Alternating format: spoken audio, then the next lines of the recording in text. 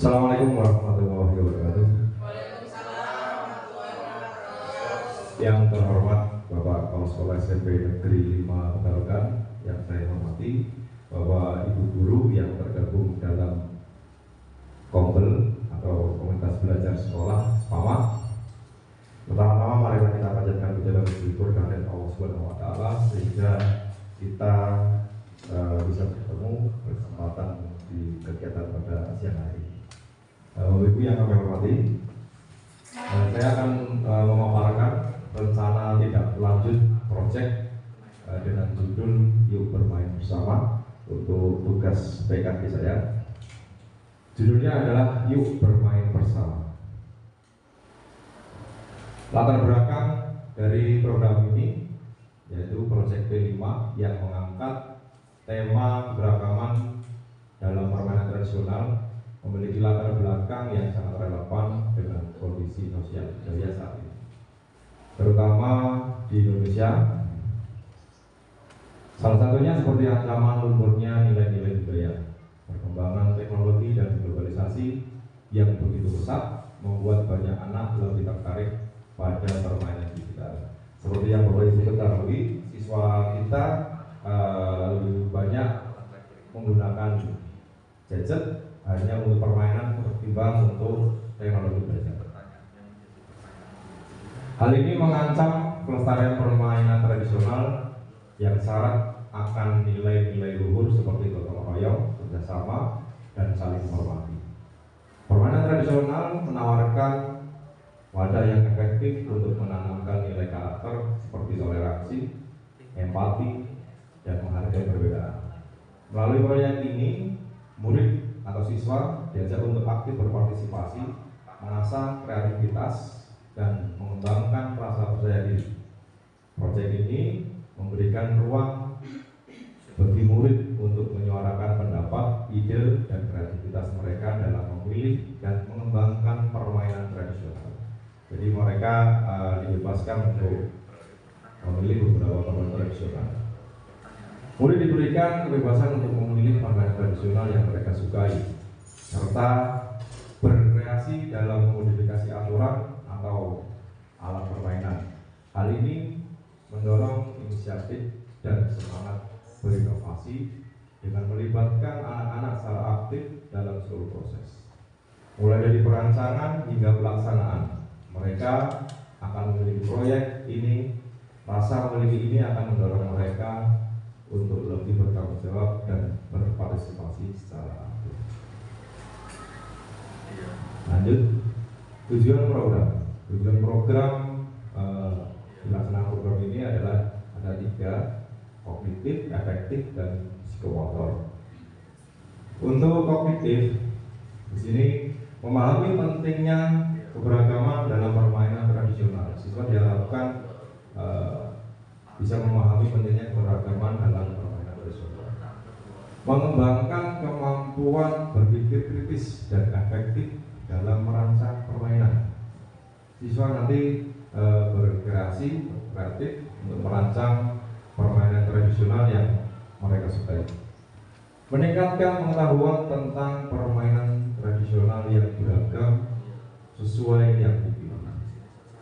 Efektif, menumbuhkan rasa cinta terhadap budaya bangsa, meningkatkan rasa percaya diri dan keberanian dalam berpendapat, menanamkan nilai-nilai toleransi, kerjasama, dan saling menghormati. Secara psikomotor, meningkatkan keterampilan motorik halus dan kasar melalui permainan, mengembangkan kemampuan berkomunikasi dan berinteraksi sosial. Capaian, langkah, dan hasil yang diharapkan untuk tiap tujuan. Capaian pembelajaran. Setelah mengikuti pembelajaran proyek ini, peserta didik diharapkan mampu mengidentifikasi berbagai jenis permainan tradisional dari berbagai daerah di Indonesia, dari Sabang sampai Merauke. Ada beberapa permainan tradisional. Menjelaskan aturan dan cara bermain dari masing-masing permainan, siswa harus mampu merancang dan menjelaskan aturannya, membandingkan dan menganalisis persamaan dan perbedaan permainan tradisional tersebut. Terkadang ada beberapa jenis permainan yang sebenarnya terdapat persamaan dalam permainan antara tradisional yang satu dengan permainan tradisional yang lain. Menunjukkan sikap menghargai dan menghormati perbedaan dalam permainan tradisional. Berpartisipasi aktif dalam permainan tradisional secara kelompok. Di sini secara tradisional, siswa harus aktif semuanya tanpa terkecuali, baik itu putra maupun siswa putri. Yang terakhir adalah menciptakan permainan tradisional yang baru yang menggabungkan unsur-unsur dari berbagai daerah. Namun di sini tradisional. Di sini siswa juga diharapkan untuk menciptakan suatu permainan tradisional yang baru yang belum pernah ada. Langkah-langkah pengenalan permainan tradisional oleh guru. Memberikan penjelasan tentang pentingnya permainan tradisional dalam melestarikan budaya bangsa.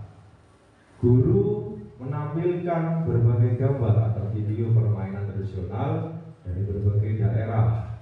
Jadi nanti dari KBS, kelompok belajar sekolah, dari Bapak Ibu guru yang terlibat bisa menampilkan contoh-contoh gambar ataupun video permainan tradisional. Peserta didik diminta untuk menyebutkan permainan tradisional yang mereka ketahui yang ada di daerahnya, terutama di daerah sekitar mereka tinggal. Mempelajari aturan dan cara bermain. Guru membagi peserta didik berdasarkan kelasnya. Nanti ada kelas 7, kelas 8, dan kelas 9. Itu nanti siswa bisa memilih permainannya sesuai dengan kelasnya masing-masing. Setiap kelas diberikan tugas untuk mempelajari satu jenis permainan tradisional tertentu sesuai yang mereka pilih. Nah, di sini berbeda antara kelas yang satu dengan kelas yang lain. Peserta didik mencari informasi tentang aturan dan cara bermain melalui buku, internet, atau wawancara dengan orang tua. Bisa melalui buku, internet, atau bisa mewawancarai orang tua, bahkan bisa memodifikasi aturan dari permainan tradisional tersebut. Setiap kelas mempresentasikan hasil temuannya. Di sini diharapkan siswa bisa mempresentasikan yang ditemukan, apa yang mau dilaksanakan nanti, permainannya apa, dipresentasikan di kelas. Pembagian peran. Murid diberi kesempatan untuk berdiskusi tentang pembagian peran untuk memilih perannya masing-masing sesuai kemampuan yang mereka miliki dengan tanggung jawab penuh. Setiap murid harus memahami tugas dan perannya masing-masing. Jelaskan peran masing-masing anggota dalam kelompok seperti pemain, wasit, panitia, pencatat skor, penonton, komentator, dan lain-lain. Jadi semuanya ini nanti akan dilaksanakan oleh siswa dari penyusunan tahap awal, pelaksanaan, itu semuanya yang melaksanakan siswa. Pelaksanaan saat permainan. Guru ikut bermain, memotivasi, mendampingi dan membimbing murid untuk menjalankan perannya masing-masing dengan baik supaya kegiatan yang mereka adakan dapat berjalan dengan lancar, meriah, berkesan, bermakna bagi murid. Diskusi dan refleksi. Di sini guru memfasilitasi diskusi tentang pengalaman, memainkan peran, dan bermain permainan tradisional. Peserta didik diminta untuk berbagi perasaan dan pikiran mereka tentang permainan yang telah dimainkan. Setelah melakukan tadi proyek peserta didik diminta untuk berbagi perasaan dan pikiran. Guru membantu peserta didik untuk menarik kesimpulan tentang pentingnya keberagaman dalam permainan tradisional. Nah, di sini intinya panen karya, hasil yang diharapkan pada saat proyek P5, pada saat panen karya. Yang pertama, peningkatan pengetahuan peserta didik tentang kekayaan budaya Indonesia melalui permainan tradisional, terbentuknya sikap positif terhadap keberagaman budaya, peningkatan kemampuan sosial dan emosional peserta didik seperti membangun relasi, kerjasama, komunikasi, dan empati, terciptanya suasana belajar yang menyenangkan dan interaktif dan bermakna, melestarikannya permainan tradisional sebagai bagian dari warisan budaya bangsa. Kita harus memberikan pembelajaran kepada siswa kalau budaya bangsa, permainan tradisional termasuk dari warisan budaya bangsa. Struktur program dan mitra dalam komunitas belajar. Nama proyek tadi sudah disebutkan di awal, yaitu Yuk Bermain Bersama. Merupakan sebuah program kegiatan kokurikuler di SMP Negeri 5 Petarukan. Kegiatan ini termasuk dalam kegiatan P5 elemen Bhinneka Tunggal Ika. Kegiatan ini ditujukan untuk kelas 7, 8, dan 9 yang akan berperan aktif dalam kegiatan ini sebagai pelaksana. Kegiatan ini akan dilaksanakan pada semester 2 tahun ajaran 2024-2025 serta akan dibantu oleh guru yang bergabung dalam KBS PAMA. Berikut struktur dan rekan sejawat dalam KBS. Heri Kurniawan, SPD, dan Bapak Kepala Sekolah berdiskusi bersama mengembangkan materi, aktivitas, konsep usaha, bagaimana gerak dilakukan, penugasan serta penyiapan rubrik penilaian dan sebagainya. Ibu Ika Dewi Novian SPD, guru kelas 7 yang menguasai IT, berdiskusi bersama untuk membimbing murid dalam pembuatan selebaran atau pamflet untuk mempromosikan perlombaan yang akan dibuat.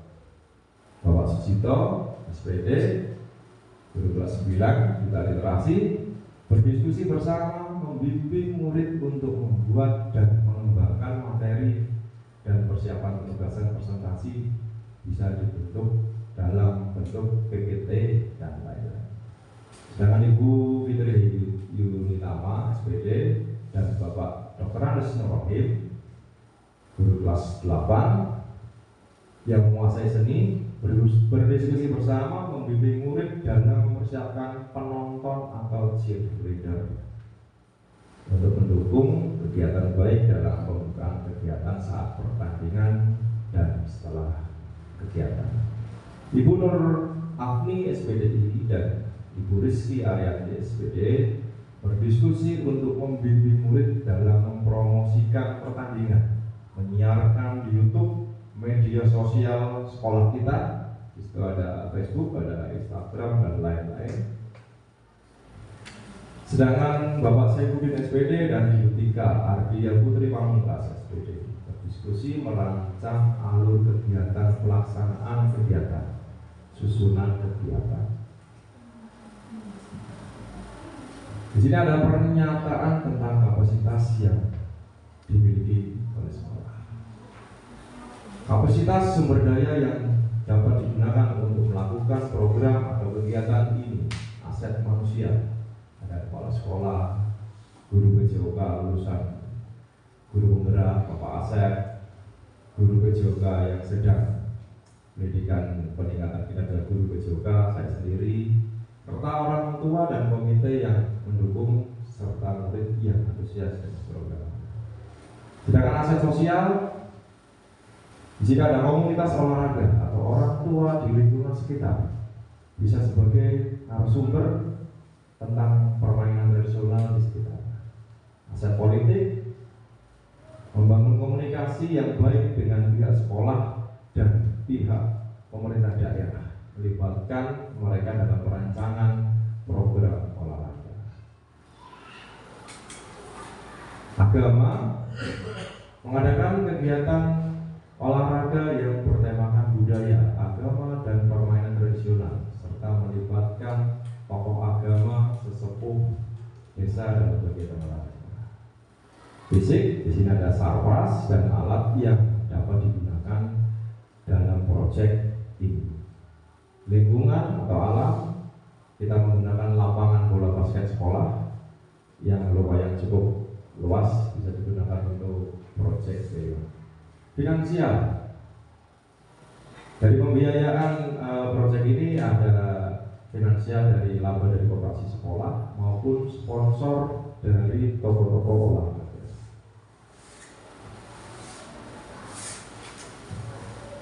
Rencana evaluasi.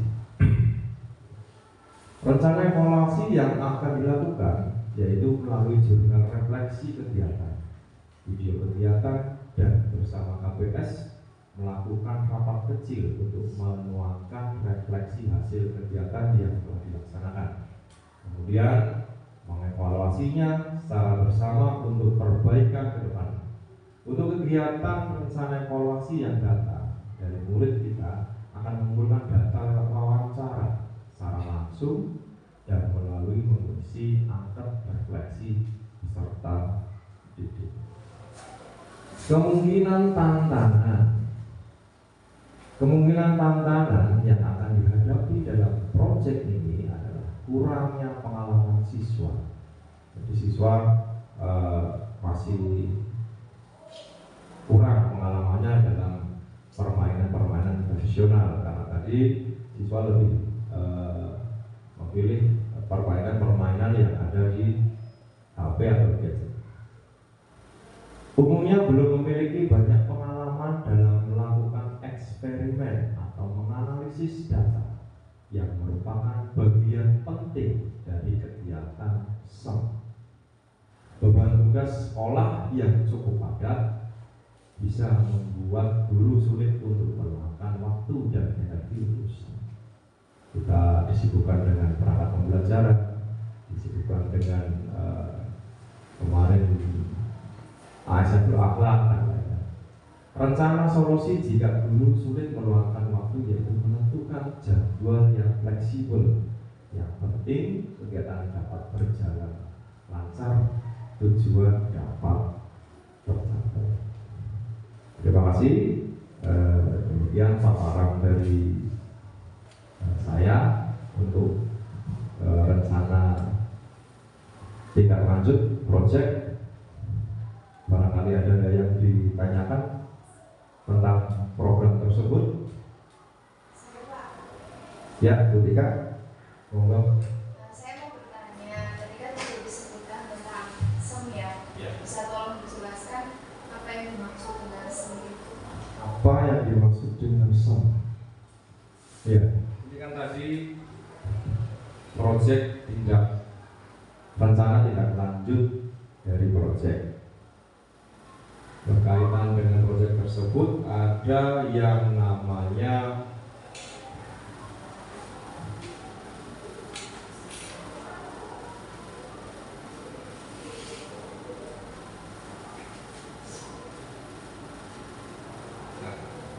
SEM.